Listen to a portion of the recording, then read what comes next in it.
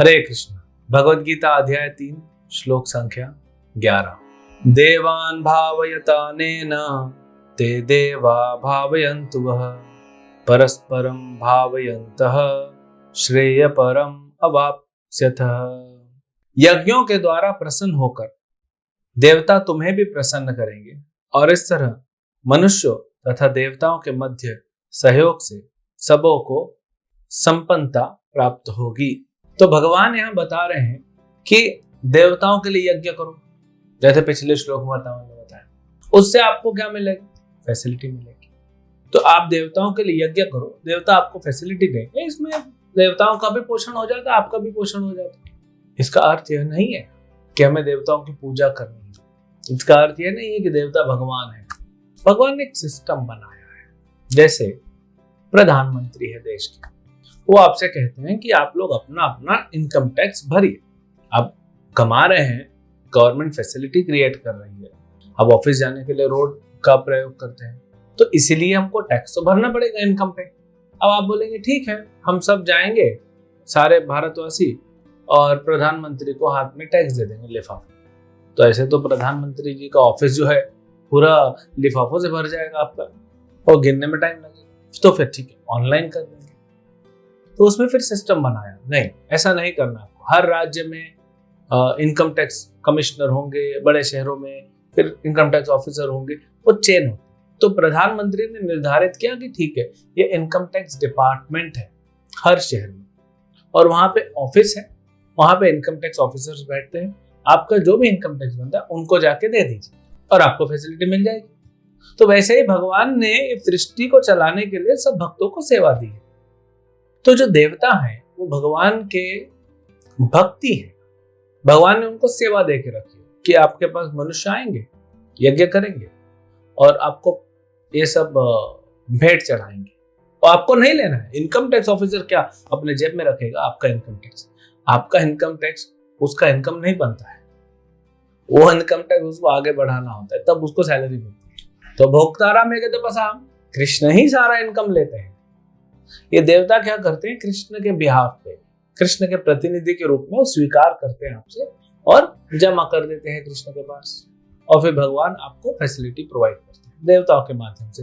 बारिश मिलेगी, धूप मिलेगी, हवा मिलेगी, ये सब फैसिलिटी भगवान देवताओं के द्वारा हम तक पहुंचाते हैं। तो ये भगवान बोल रहे हैं, ये एक रिलेशनशिप, इसको सिम्बियोसिस कहते हैं, सिम्बियोटिक रिलेशनशिप, कि आप देवताओं को दीजिए और वो आपको देंगे। और ये सारा जो हो रहा है, ये जो पूरा चक्र चल रहा है, किसके अंडर में? भगवान के निर्देश में चल रहा है। यज्ञपति तो कृष्ण है। सारे यज्ञ आप देख लीजिए, कोई भी देवता का यज्ञ करते हैं लोग, तो उसमें भगवान विष्णु का ही नाम जप होता है, क्योंकि भगवान को दिए बिना तो यज्ञ पूरा होगा नहीं। वही तो यज्ञेश्वर है, वो यज्ञपति है। तो वो तो एक फैसिलिटी बनाई। इसका मतलब ही नहीं कि देवता भगवान है, हाँ, और हमको सिर्फ उन्हीं का करना नहीं। भक्ति कृष्ण की करनी है, भगवान कृष्ण है। चाहे ब्रह्मा हो, चाहे शिव जी हो, चाहे गणपति हो, चाहे अन्य देवता हो, इंद्र चंद्र सूर्य, कोई भी हो, ये सब भगवान के प्रतिनिधि के रूप में कार्य करते हैं। तो आप इनके माध्यम से भगवान तक कनेक्ट करना है। इसीलिए भगवान का भक्ति डायरेक्ट करना है, श्रवण कीर्तन डायरेक्ट भगवान का करना है। उसके लिए जरूरी नहीं है आपको, अभी आज तो यज्ञ कर भी नहीं सकते, ना हमारे पास ब्राह्मण है, ना हमारे पास सामग्री है, इतना फैसिलिटी नहीं है। तो इसीलिए अभी भगवान ने क्या किया? संकीर्तन यज्ञ। कलयुग में यज्ञ ही संकीर्तन प्राय यजंति ही सुमेधस। जो बुद्धिमान व्यक्ति है वो संकीर्तन यज्ञ करेगा। संकीर्तन यज्ञ ने भगवान कृष्ण का नाम। तो यहाँ पे एक्चुअली आप डायरेक्ट कृष्ण के लिए यज्ञ कर रहे हैं। कृष्ण के लिए यज्ञ करेंगे तो कोई बोलेगा प्रभु जी हम तो कृष्ण के लिए डायरेक्ट यज्ञ कर दिए, लेकिन फैसिलिटी तो देवताओं से ही आती है।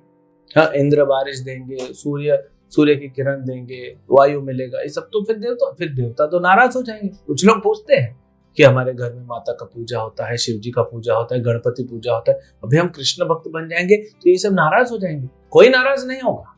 अभी सिस्टम चेंज हो गया है, अभी एडवांस टेक्नोलॉजी आ गई। तो आपको इनकम टैक्स भरने के लिए इनकम टैक्स ऑफिसर के पास जाने की जरूरत नहीं है, ऑनलाइन।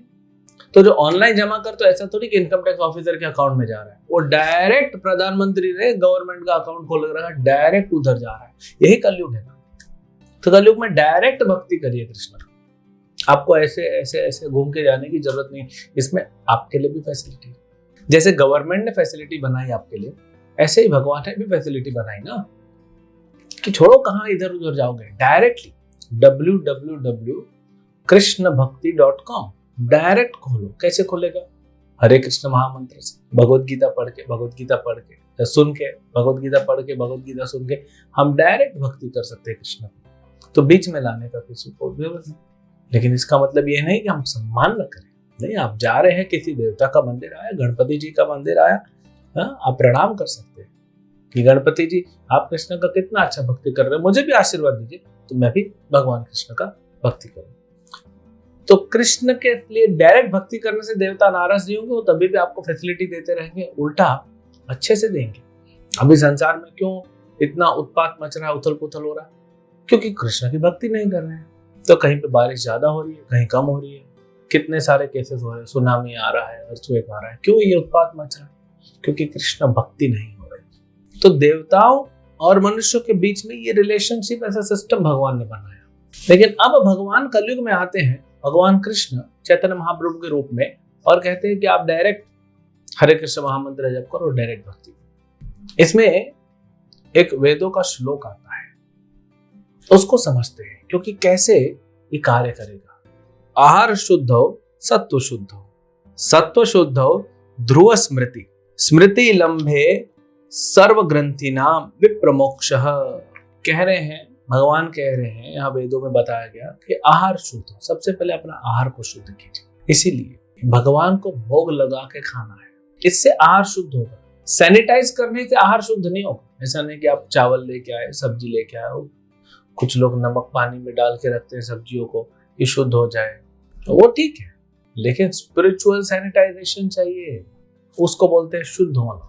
तो जब आप बाहर से सामग्री लाते हैं, भोजन बनाते हैं, भगवान को भोग लगाइए, इससे आपका आहार शुद्ध होगा। जब ये आहार को आप खाएंगे, प्रसाद को पाएंगे आप, तो क्या होगा?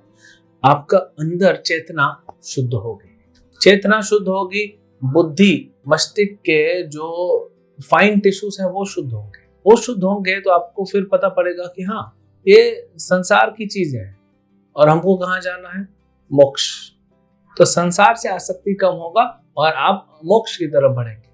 तब जाके आपको असली आपका जो घर है या फैसिलिटीज है या सुख है या आनंद है, तब वो परमानेंट मिलेगा। अभी कैसा टेम्पररी, उसके बाद परमानेंट मिलेगा।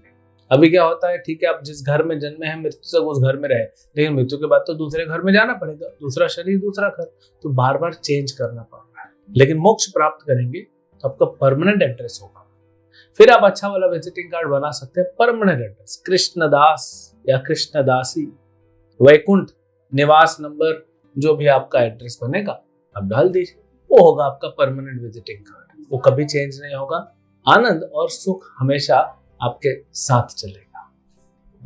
हरे कृष्ण।